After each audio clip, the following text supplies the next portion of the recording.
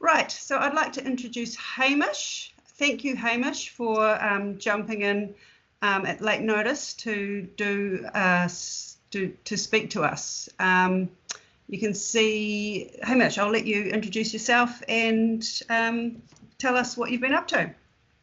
Right, thank you.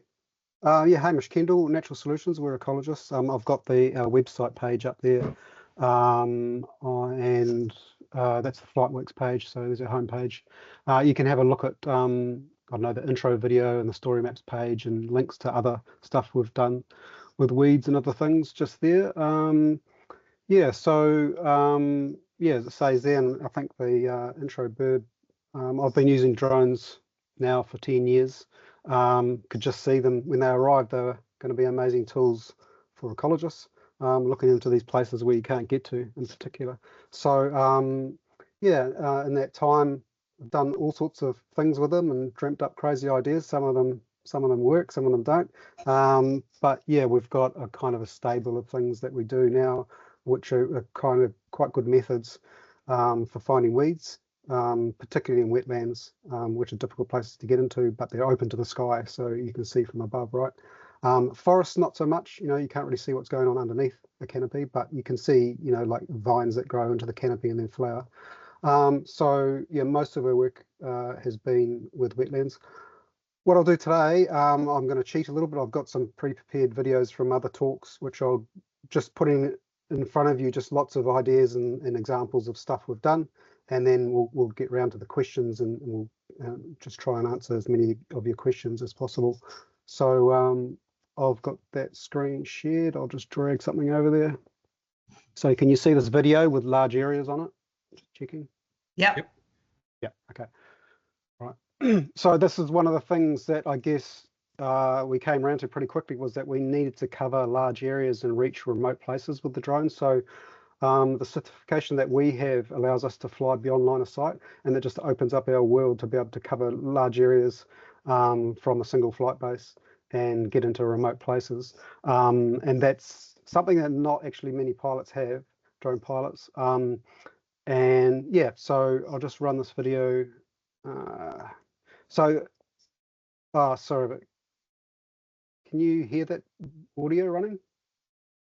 No, can't. Or was that just me? Okay, I'm gonna have to talk over the top of it. So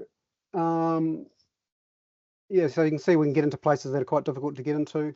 Photo points are quite a big thing that we do, which are quite powerful.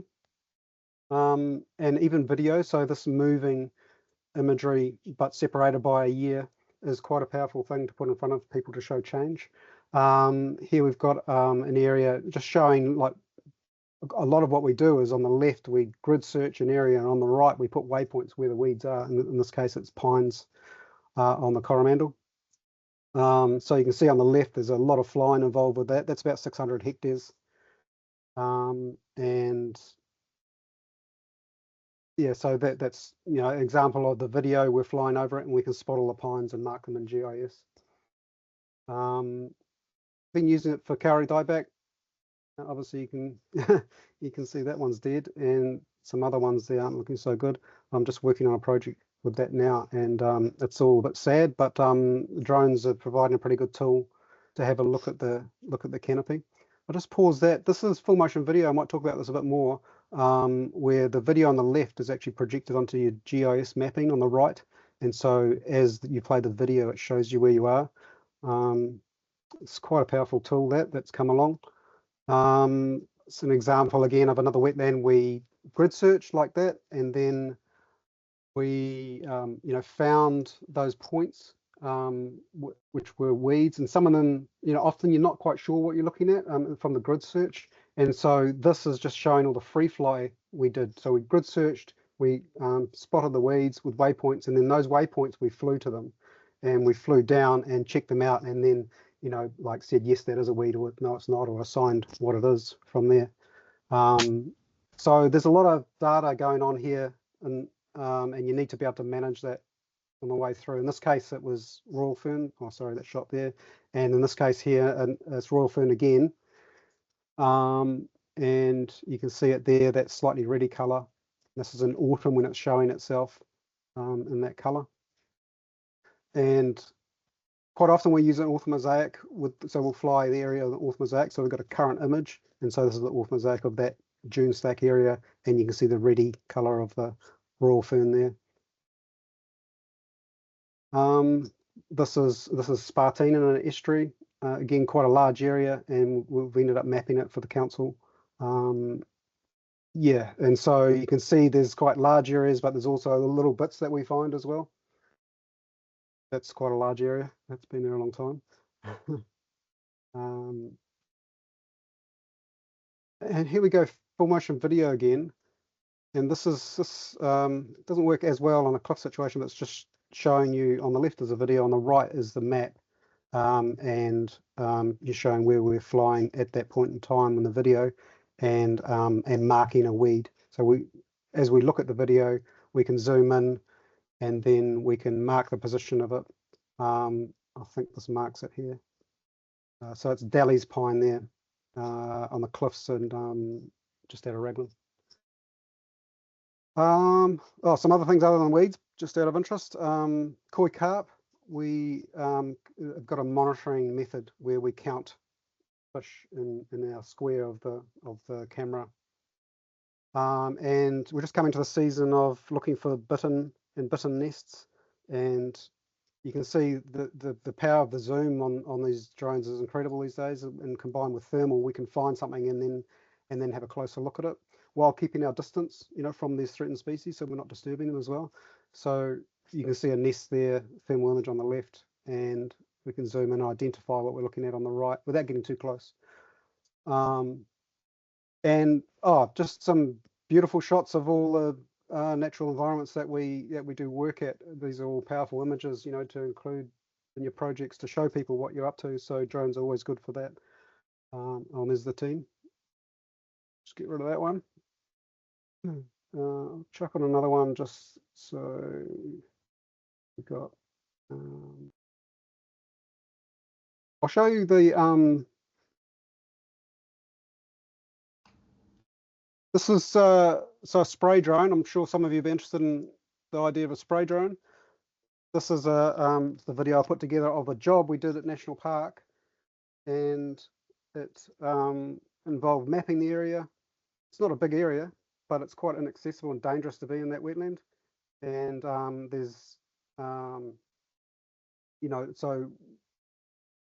we can map what we're targeting, and then because they've tried with knapsacks and tried with helicopters, and they just weren't the right tools.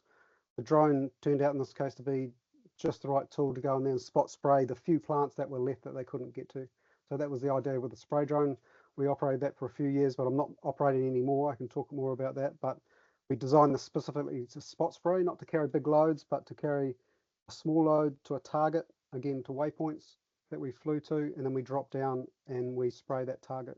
So yeah, quite a specific kind of design and use for drones, but it definitely works, as you can see there, to get those ones that are inaccessible and dangerous to get to. And that's us flying around the place and dropping in. Yeah, so that's spray drone. Chuck that other way. Oh no, I'll just throw a couple more images up. This one's short video. This is actually looking for dodder. It's a wetland plant, and I just like to show it because I'll just pause it here, because a lot of what we do is all about timing. It's about lighting, about whether it's cloudy or sunny is a good day to search for the particular weed. This is dodder in the yellow here, and we can see it quite clearly at this time of year. So we chose that season to look for it just because it was doing this, and that's quite important to know about your plant and when's the best time to look for it. And what else we got? Here's just an overview shot of Moana Tuatua wetland out of Hamilton. It's a dock reserve. This is a blueberry farm, and they have blueberries invading into the peat wetland. Let me just show you. So I write a report up, like here's the map of that. There's all the data, and when I submit it, I make sure it's all clear about what's going on with the data and the GIS, and there's maps. So there's actually, this is the blueberry down the bottom here, the farm, and then the blueberry was actually the yellow and the red was other weeds in this case. And you can see the blueberry there. Again, the timing of it was for when the blueberry was turning orange, so we could see it clearly. Yeah, so that's just a really important part even before you fly, is figuring out what time of year you're going to fly, right? I think I'm actually going to leave it there and just leave more time for questions, and I can maybe go back to things if people would have another look at something in particular. Thank you. That was absolutely fascinating. I think there's lots of questions starting to come in. My very first one is, so do you visually identify the weeds? Yeah, as opposed to AI, is that what you mean? Yeah, we use the algorithms in our heads with our expert eyes, because they're still the best thing to use. I've done a bit of work with that, and I've just found that setting up your project right time of year, the right resolution imagery, and then you do actually manually go through it and then mark the weeds, is still the best way to do it. It might change pretty quickly with AI coming in and machine learning, but for me it has been the best way to do it. There's all sorts of things that I think that a computer could get wrong, or does get wrong. Brilliant. And the first question is, does the draft of the drone affect the spraying, i.e. the spray drift? Yeah, it does. So, but in that case, the one that we designed and used, we only had two nozzles on it, and we could switch between them. We had like a 5-degree nozzle. So, like your knapsack spray it's quite a wide spray. We had a 5-degree nozzle, so it was quite directed. And then we actually could switch to a jet. So if there was something hiding behind other vegetation, we'd switch to the jet, and sure, you might use a bit more herbicide, but you're here in the spot with the right machine, you're going to get that plant, and so you'd hose it until you got it if it was hiding behind something else. And then back to the 5 degrees for painting something. You'd paint a plant, sit there and paint it. And so the wider you go, the more likely you're going to get drift. Yeah. Fabulous. Another person's asking why you're not fly spraying the drone now. It was mostly a business decision in terms of it's quite a complicated operation. It's a 3-person operation. You've got a pilot, you've got a person doing the spraying, as you can see in that clip, and then there's a 3rd person kind of running around charging batteries, getting the herbicide ready, doing the GIS, the mapping stuff, and recording stuff as we do it. So it was I run a consultancy as an ecologist, and I was flying drones, and then I was spray flying as well, which is a subpart of my business, and it was the most complicated part of my business. It required getting the weather right and lining up people and all sorts of things. And then what happened is that drone sprayers came onto the market off the shelf. We built our own one, and then other people started their own drone spraying businesses. And so I decided, look, I'll let someone else do the spraying, and I'll carry on just with kind of survey and monitoring work. So that's why it's a good idea, but there's actually not many people, if any, actually, who have a machine like that has the kind of the wand that goes around and actually targets like that. Amazing. Most of them are boom spraying for agriculture, Yeah. Someone is asking what a dodder is.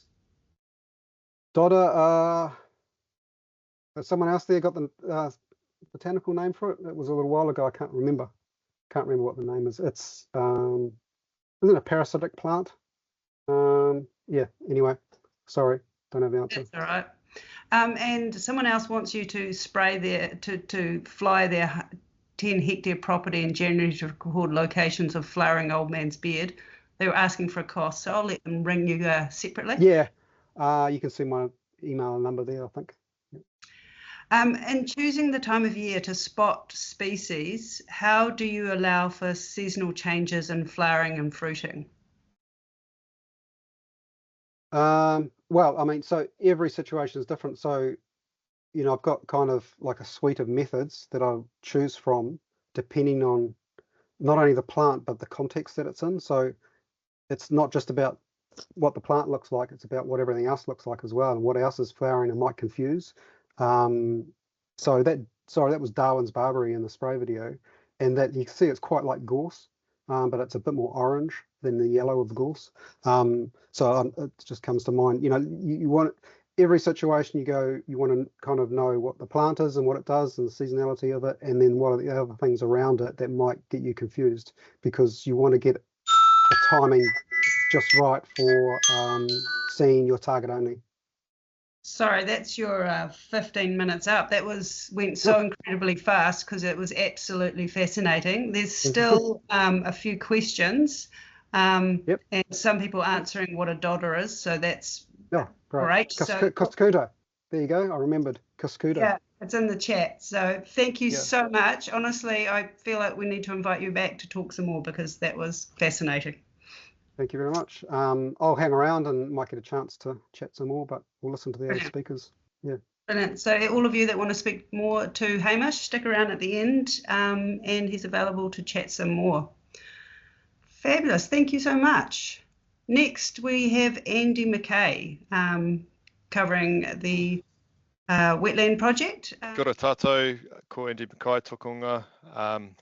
My name's Andy. I am the convener for Ngā Uruora Kāpiti Project. So I've been involved for about 10 years with that project.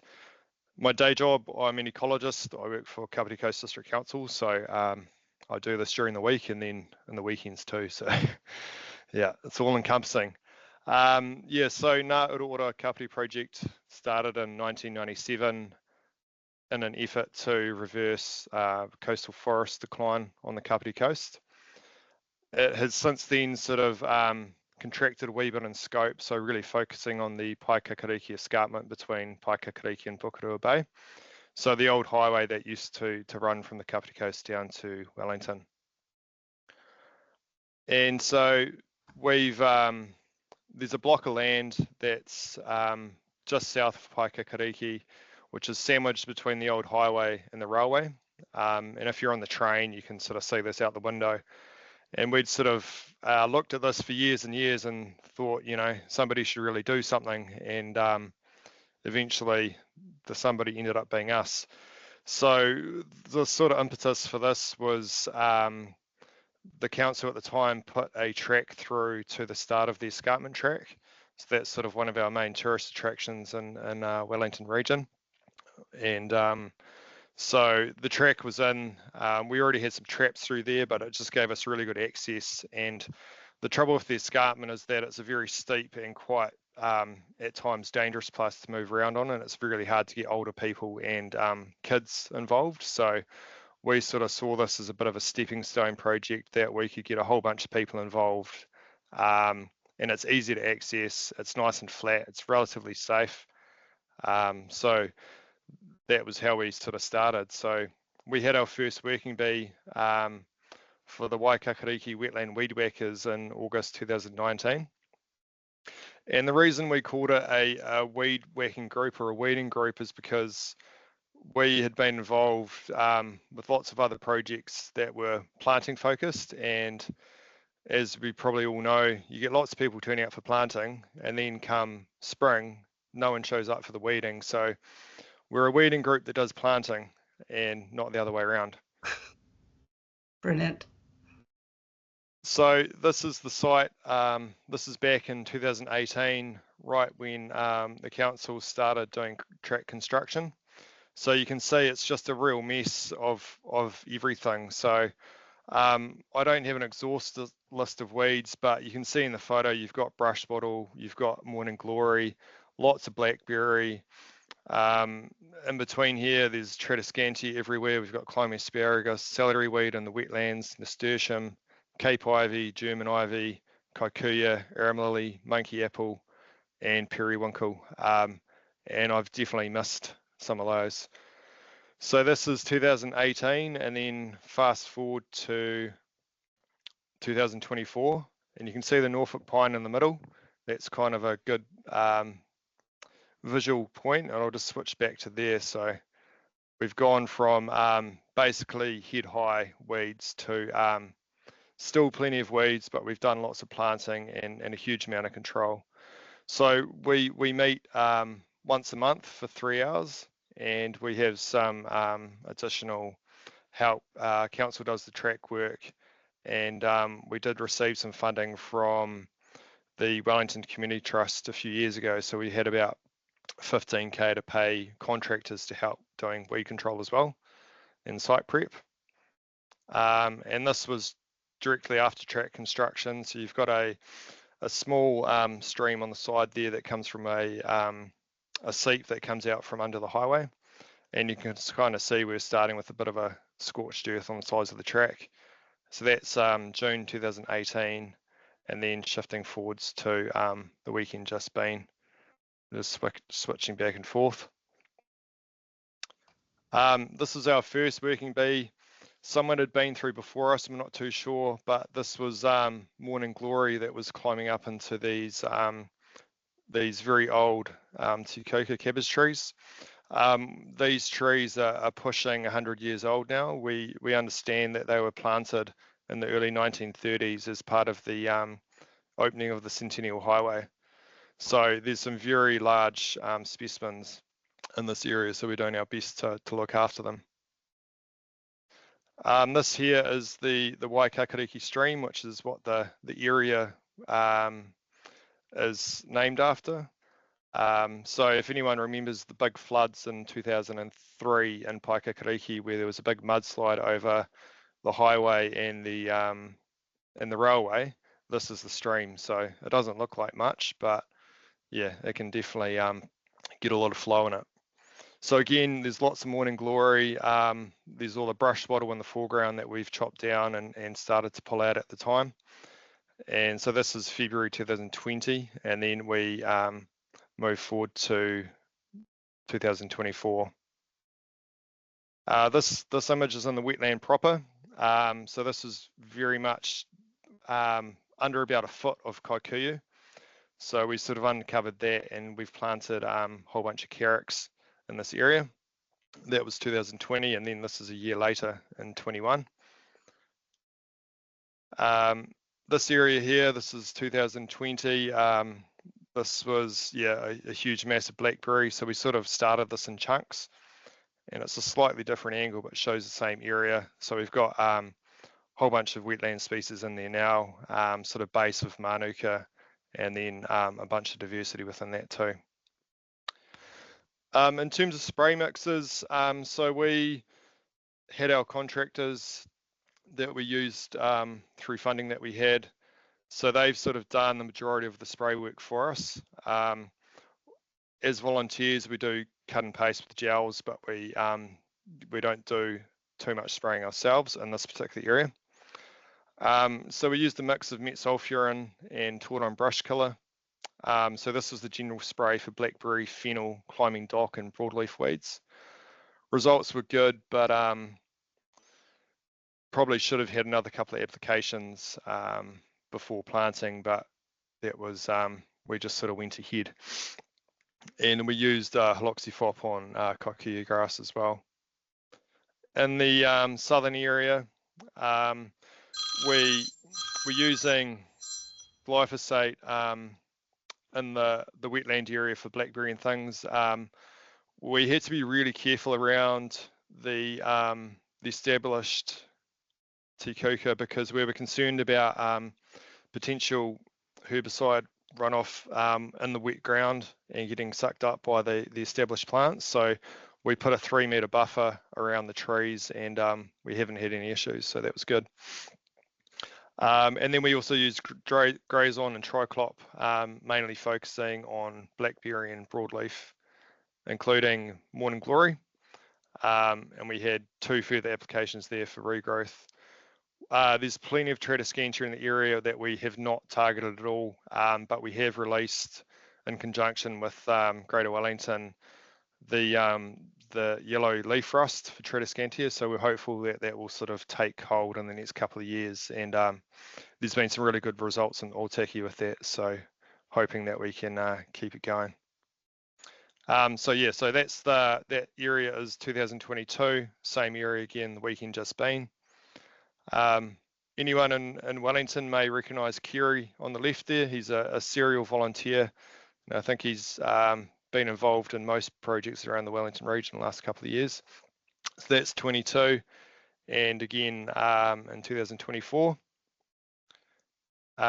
We had the couple of Matariki plantings with the Māori Land Trust, which is based up in Otaki. So they advertised and brought a whole bunch of people down to the area.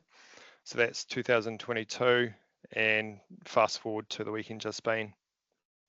It's been really great to have kids involved. So we've had Tor Gibson there, who's been a fantastic volunteer from the very first day that we had. And it's a great spot for kids to get into the mud as well. In terms of taonga species, rewards, so we've got giant Hypolepis, which is Hypolepis dixonoides. It's at risk, naturally uncommon. That's just popped up on its own accord in an area that used to be about 2 meters deep of blackberry. We've got copper skink there in the middle. Just a few months ago, we uncovered a whole bunch of Peripatus, which is really cool, one of my favourite species. And then in the streams and the wetland, we do have a huge number of Koura.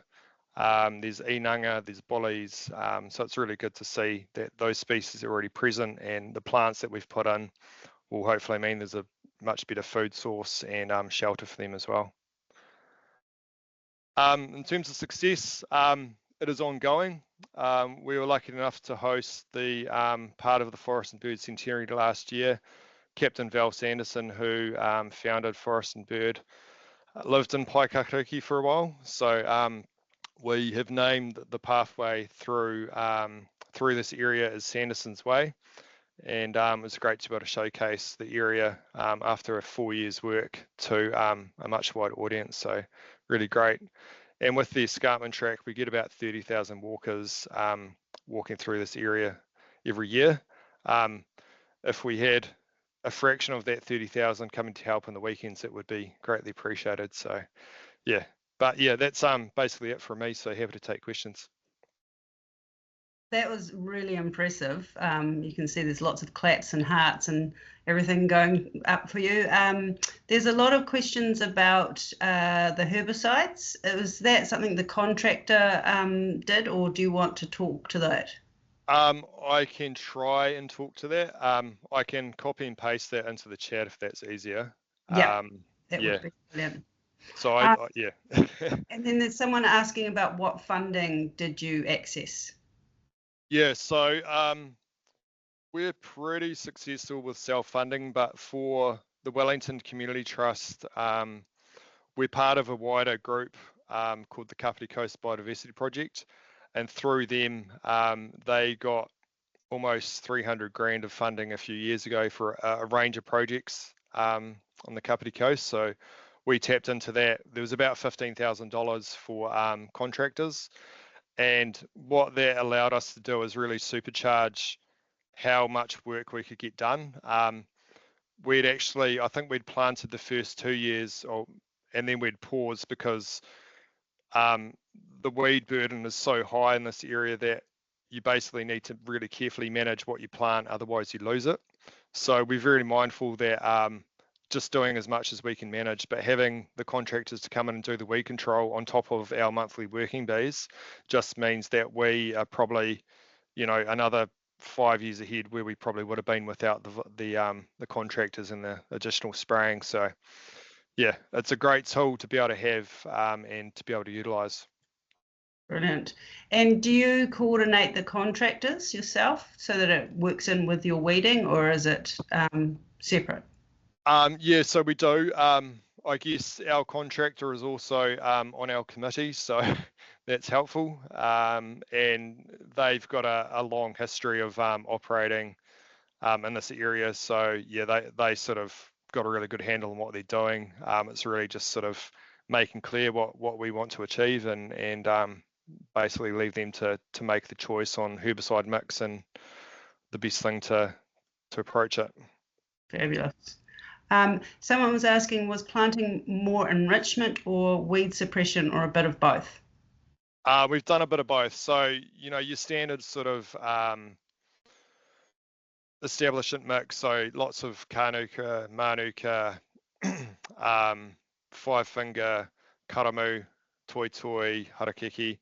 But we have put in quite a few kakatea now, pukatea, swamp mare, yeah, a bunch of other things that I can't remember off the top of my head. So we have done a mix, but because there was such a high weed burden in a lot of areas, there wasn't much there. But what we found is that as we've opened those areas up and planted, other things are just self-seeding as well. So it's been really cool to see that. That is amazing. It is. Those before and after pictures are really inspirational. So thank you so much for that. Is there any other questions? We've just got less than a minute. Someone's asking about how to control the water celery in the water. Yeah, we just hand pull it at the moment. We're pretty reluctant to spray over water, and there's obviously a bunch of restrictions that come with that. So shade is the best thing to kill it. But yeah, so hand removal and shade is our, it's a bit of an ongoing battle. But I have been involved in other projects in the immediate area that has been really effective with Carrick sector and Harakeke, and basically, as long as you have deep enough water, it can be really effective. But the shallow water is tough because it just that's where it likes to grow. Yeah. That's our time up, but thank you so much. And you'll see that in the chat there's a big information about a lot of the sprays. And yeah, thanks. So again, do you have time to stick around at the very end to answer any extra questions? Yeah, happy to. Yeah. Brilliant. That is fabulous. Thank you so much. So next we've got Nathan, Denmark. Are you ready to present? Yep, I don't have any fancy PowerPoints or anything. Kia ora everyone. My name's Nathan. Currently I work for Otara, Waterways and Lake Trust. So we're a small trust based in South Auckland, trying to revive a dammed bit of the Tamaki River, which has been dammed off for the Otahuhu Power Station and the tributaries that lead into it. But we're also doing a lot of flood resiliency work in Mangere. You've seen a lot of stuff in the news about Harinea and Te Ararata streams there. Have cancelled about 70 kāinga ora houses, so we're working on the streams in there as well. But I also have a history of working in wetlands for contractors. I was part of that Royal Fern search on the west coast. And have been contracted to do a lot of work in Clevedon Estuary and a lot of estuaries around Auckland, looking for Spartina and what else have I been looking for? Yellow flag iris and other nasties. So I can answer some questions about spraying in wetlands. Again, I don't particularly like doing it. But yeah, I'm here to talk about safety. And another key point about my background is I used to be an outdoor instructor. So safety and getting people into really muddy, awful spots has always been a big part of my life. And working for contractors has really been an eye-opener in terms of the lack of safety culture around water, which is just a wider problem in New Zealand. But something that I think is really important once you're starting to strap, a knapsack to your back or getting in a kayak in an estuary. It's all well and good to be really keen to get those weeds, but they are really dangerous places that require some prep and sometimes some improv as well. So I'll go over some basic kit that has really worked over the years in these kind of really muddy, wet places for me, and just some things to kind of avoid, I think, that I've seen other teams using or have used in the past, and it's failed on me and landed me in some dangerous spots. So starting with your waders, don't cheap out on waders would be my number one thing, and don't work for somebody who cheaps out on waders because they can be the difference between Yeah, a helicopter and an easy day. So neoprene is definitely the way to go. Avoid the cheap PVC ones.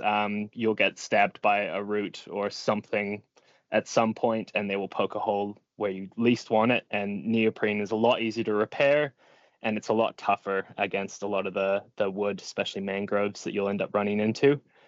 So that would be my number one tip, is don't skimp on your waders. They're very easy to repair with some good shoe glue and some tenacious tape.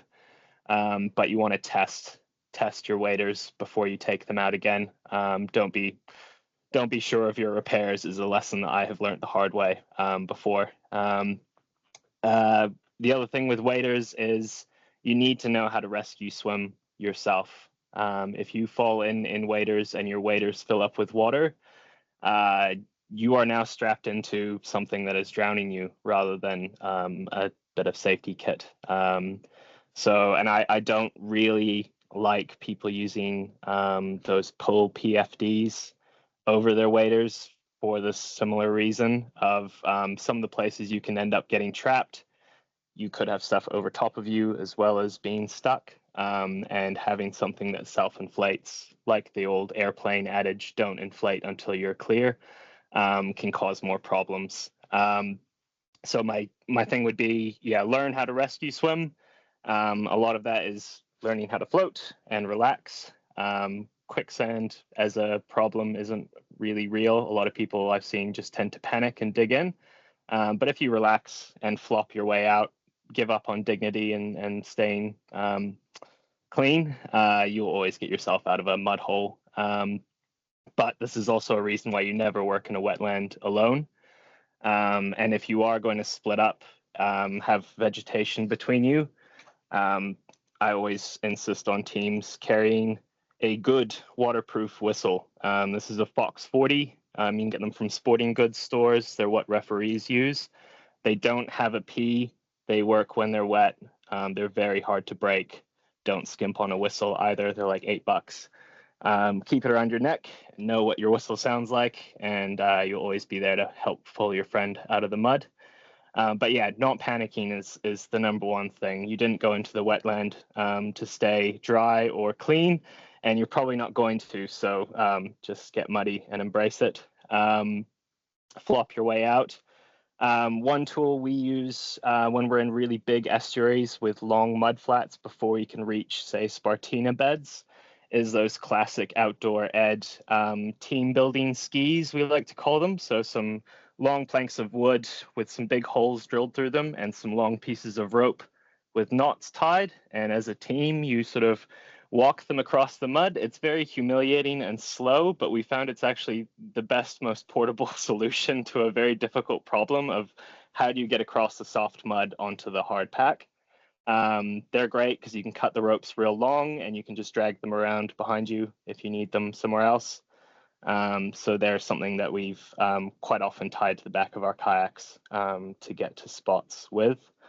Always tie your kayak up. It's another really good tip. If you're using a boat, don't ever trust that the water is going to stay where you think it is. Have it secured to something. We sometimes take an anchor with us just to hook into something and tie it around as well. But yeah, with your waders, as I mentioned, the water filling them up, if that's something you're probably going to run into, you should always have a belt and a really tight fitting belt on the outside of your waders. Again, you're going to get hot and sweaty. Waders are not for dignity, they're for work. So keep that belt tight and test that rescue swim again with that belt on. You'll often find that if you keep your legs up in the water, there'll be nice buoyant air sacs for you, and you can scull with your hands if you are in deep water. But again, it's all about keeping calm and remembering where the last bit of good land was. So when I'm working in wetlands and it's someone's first time, it's always very much just this is going to be overwhelming in many ways. There's bugs, it's hot, it's, you never bring enough water. And I always say, you can back out, you blow the whistle and we'll leave, because panicking in one of these situations, it's very hard to get somebody out of a situation that they've panicked themselves into, especially when they're stuck in mud. So yeah, keeping calm, keeping children out of wetlands. I know Andy totally agree, loves seeing kids in the mud, but when you're doing serious wetland work, it's for people who have no history of hip and knee injuries, and not for kids, because you can really get some serious injuries in there, and getting someone out of a wetland is so much harder than getting them into one. Other things I sometimes bring into a wetland is a kayak throw bag. Kayakers use a bag stuffed with buoyant rope. It's usually about 15 to 30 meters long, depending on how long they want it. Often I don't end up using it as a tow or much else besides maybe tying my kayak up. Often it's just to signal where I am. I will just throw it up in the air, and it leaves a really easy to trace, easy to find line to where I am if I'm in deep reeds and I want somebody to come and look at something, or I'm stuck and I need help to get one of my legs out. So those are other good things to have strapped to your person, is a throw bag.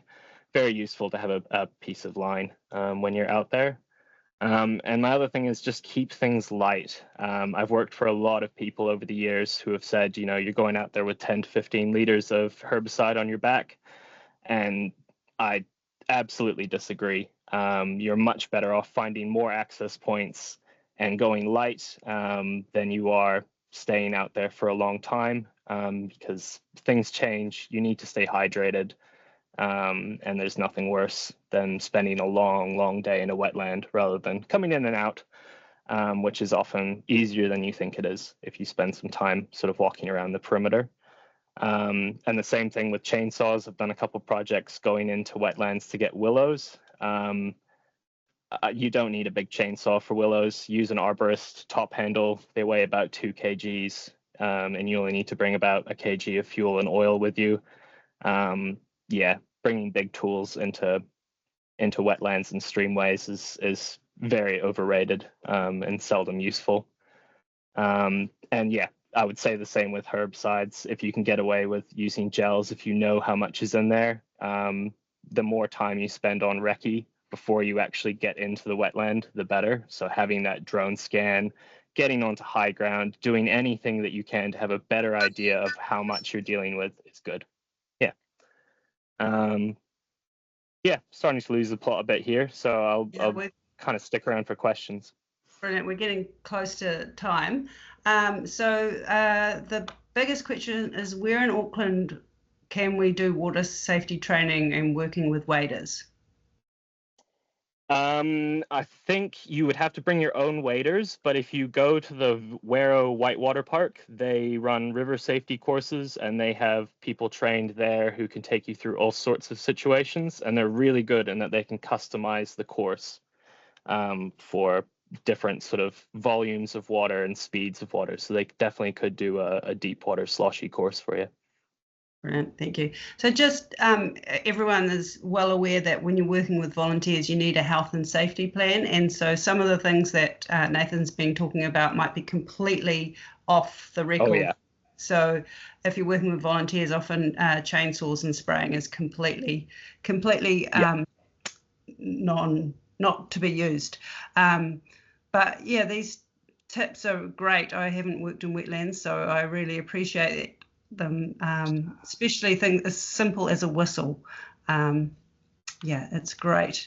A lot of comments about how useful all your tips are, and a lot of talk about waders and the pros and cons. Any other questions? Just quickly throw it in the chat. Brilliant. Yeah, I'll be honest, just on waders, if I can get away with not using them, like in the summertime, if I'm working just in our streamways, I'd rather get wet. But yeah, when it's winter, or Royal Fern, when it's autumn, the waders come into their own.